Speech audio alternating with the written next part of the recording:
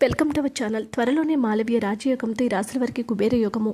విలాసాలకు అధిపతైన శుక్రుడు సెప్టెంబర్ మాసంలో చేసే సంచారం ప్రధానంగా సంతరించుకుంది. సెప్టెంబర్ 18వ తేదీన తులారాశిలోకి ప్రవేశిస్తాడు. తులారాశికి పాలక గ్రహమైన శుక్రుడు తన సొంత రాశిలో ప్రవేశించడం చాలా రాశుల వారికి అదృష్టాన్ని తీసుకొస్తుంది.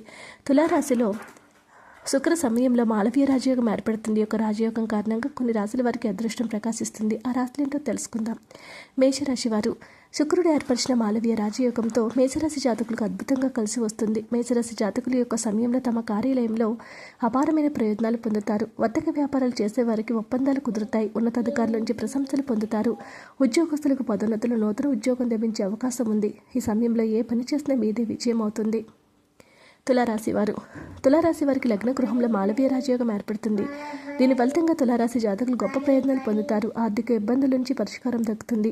ఆదాయ వనరులు మెరుగుపడతాయి. ఆర్థిక సమయంలో బలోపేతం అవుతారు. ఉద్యోగస్తులకు పదోన్నతులు లభిస్తాయి. తులారాశి జాతకులు పెట్టుబడులు పెట్టడానికి ఇది అనువైన సమయము. తులారాశి వారి ప్రేమ జీవితం ఎంతో సంతోషదాయకంగా ఉంటుంది. జీవిత భాగస్వామితో సంతోషంగా గడుపుతారు. ధనుసు రాశి వారు శుక్రుడు ధనుసు రాశి వారికి లాభాలను తెస్తుంది. మాలవ్య రాజయోగంతో ధనుసు రాశి వారికి అమితమైన సంపదలు ఇస్తాడు. ఈ యొక్క సమయంలో ధనుసు రాశి వారికి అన్ని విధాలా కలిసి వస్తుంది. కష్టానికి తగిన ప్రతిఫలం దక్కుతుంది. కుటుంబ సభ్యులతో ఈ యొక్క సమయం చాలా సంతోషంగా గడుపుతారు. వర్తక వ్యాపారాలు చేసే వారికి లాభాలు పొందుతారు.